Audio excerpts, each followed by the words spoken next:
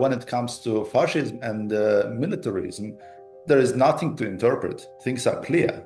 It's like black and white.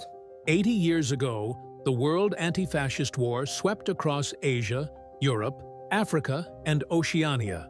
More than 100 million soldiers and civilians were killed or wounded, with China alone suffering over 35 million casualties. Under the fascist iron heel of Japanese aggressors, the land of China was left in ruins, and its people were devastated. China fought Japanese aggression for 14 long years, from 1931 all the way to 1945. Millions of soldiers and civilians suffered and died. Entire cities were occupied, and the country endured unimaginable hardship. For China, the war wasn't just about global strategy. It was about survival, sovereignty, and national identity. Millions of Japanese troops were tied down in China, troops that could have otherwise been deployed elsewhere and changed the course of the war. I think most Americans have no idea that if China had not frustrated Japan on the mainland, then the American Pacific strategy might have failed.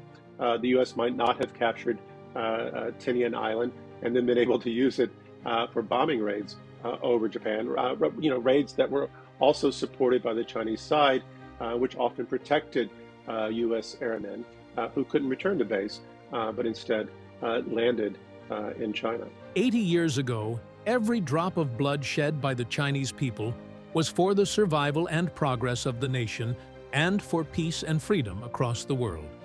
Today, 80 years later, we revisit this chapter of history not to perpetuate hatred, but to draw lessons from the past, to cherish peace, and to create a better future.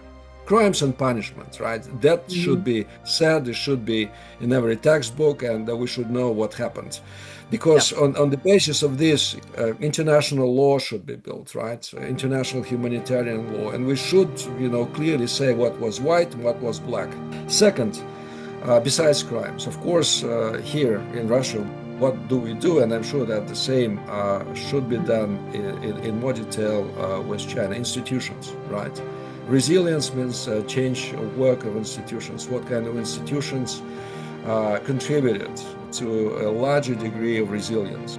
While we enjoy a current period of peaceful development, or relatively peaceful development, I think we must appreciate it a lot. And this is when actually, where the multilateralism becomes instrumental.